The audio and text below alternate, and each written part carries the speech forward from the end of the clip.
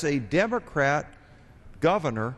That's correct. The state of Pennsylvania's bill over 10 years. That says it's the mother of all unfunded mandates. That says that trillion may be a pretty conservative number, gentlemen. Yeah, well, when we look at the state of Pennsylvania, the estimates, conservative estimates, are that the Senate bill provision with the huge expansion of the Medicaid rolls, which is truly just shifting it to the states without funding, $2.4 billion to the state of Pennsylvania. Pennsylvania went 6 months without at least 6 months without a budget this past year, the state government, because they couldn't make it balance. They're required to, but they just couldn't get it done. The economics, the revenue, and the expenses just did not match up. Now I think that there are so much problems.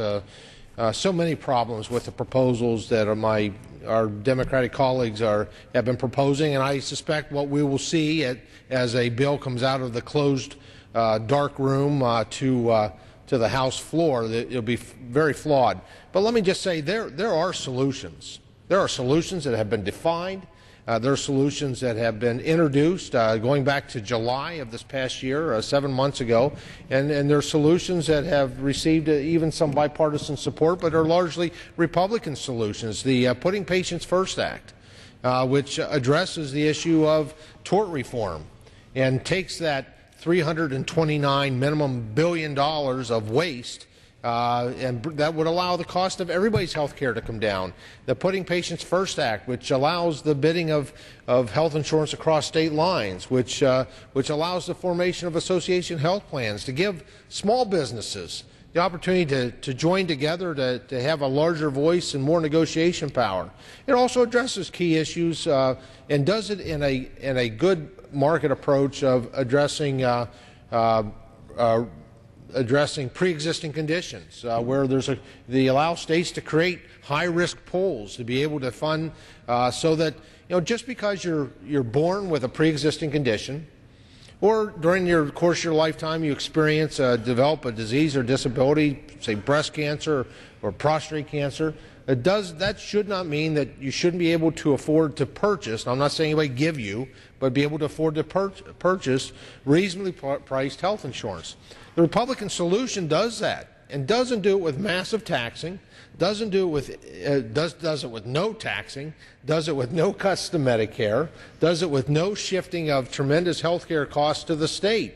It is a win-win and brings down the cost of health care for everyone. So we've got some solutions. I was just thinking, it's almost, I'm thinking about the voters in all the different states that are frustrated. They may be listening to us even here on the floor of the Congress, and they're thinking, do these guys get it or not? Why are they talking about these huge, big government solutions and spending the money that we don't have? And I'm not sure some of them aren't ready to declare independence again, And I was just thinking, if you were going to write a declaration of independence, relative to health care, one of the things you say is it's not going to add a whole lot of money to the big national debt. That's one thing you got to pay attention. It's not going to impose mandates on states or employers or individuals, and it's not going to use taxpayer dollars to fund abortions or illegal immigrants. I think those are all things that have been debated and discussed, people are upset about. It's going to be negotiated, I think, in a free and open format instead of behind closed doors. We're going to preserve that doctor-patient relationship, and we're going to allow freedom, which has worked so well in America for a couple of hundred years, to reign.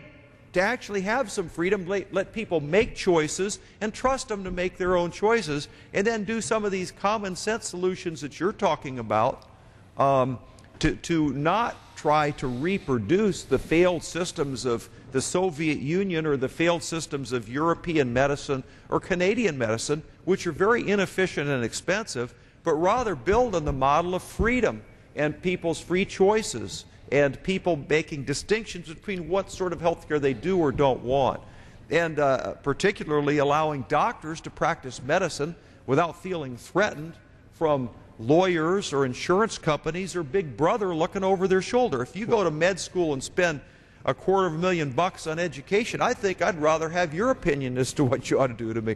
I don't mean to rant a little bit here, but it almost seems like we need some sort of statement or a declaration of something about some basic principles that Americans believe in. I yield to you, Doctor. I think one of the problems that you've seen with this plan is the complexity of it. And I think the bottom line, what you saw in Massachusetts yesterday, is that the people there do appreciate their own personal freedom. They want the freedom to choose. And also Massachusetts was being asked, since they've already been mandated to pay for their own policy, which I might add has added tremendous costs. And I will also tell you that half of the primary care doctors in that state are not accepting patients. And this is one of the things that isn't understood about a lot of the government-run plans, is that they don't pay the cost of the care. We haven't discussed that much here, but in our own state, Medicaid pays less than 60% of the cost to the providers, the hospitals and the doctors. Medicare pays somewhere between 80 and 90% of the cost, and the rest of those costs are shifted to private health insurers, meaning that people out in the private businesses are actually getting taxed again.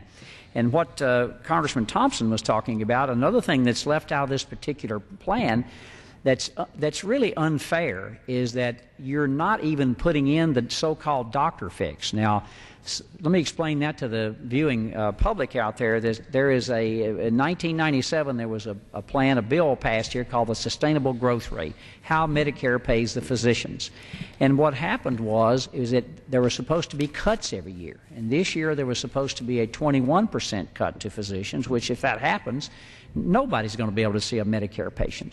And that's not even in here. It's over a $200 billion price tag that's not even listed in this current $1 trillion price Gentleman, tag. yield for a question. Yes. So that the statistic you talked about, Medicare payments, which has been my experience in Pennsylvania, for every dollar of cost, reimbursement of 80 to 90 cents.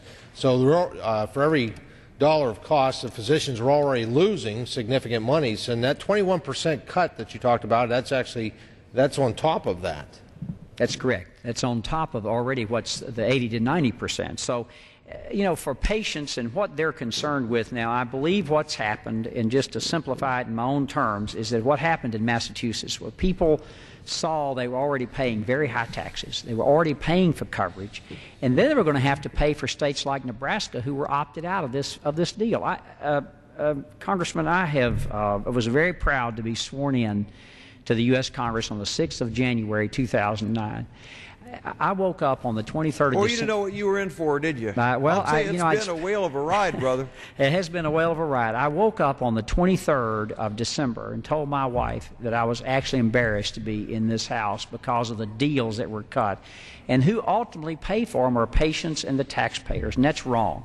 And it really embarrassed me when you saw this deal in Louisiana and a different deal in Florida. Yeah, Louisiana Purchase. Hey, we've just got about a minute or two. We're going to be followed up by another good friend of mine. We maybe stay on this topic a little bit. But, I thought it might be appropriate tonight in the last minute or two to make a tribute to Massachusetts. Now, who would have thought Congressman Akin would be making a tribute to Massachusetts? But if you recall our history, Massachusetts used to be the cradle of freedom and innovation in terms of government. It was Massachusetts in 1620 that saw the Pilgrims come. They put together the idea of the first concept of a republic, a group of free people under God selecting their own leadership to preserve their God-given rights. That's a powerful idea that came from Massachusetts. 150 years later, you had the Massachusetts Provincial Congress saying, "Resistance to tyranny is your Christian duty." And for the last 50 or 100 years, seems like Massachusetts has been sending us, the king's people, always wanting more taxes, more government spending, bigger government. And yesterday, the people of Massachusetts reverted back to that great heritage of patriotism and freedom and said, we're finally tired of big government. It's time we start to look at solving our problems without thinking every solution means more taxes and more of Washington, D.C. control. I thank you, gentlemen, that your states have stood for freedom, and your constituents have elected you to join us here to stand up for just plain old basic American principles. And I think we're going to get the job done. And I think that what happened yesterday was about, from a political point of view, quite a stroke of lightning.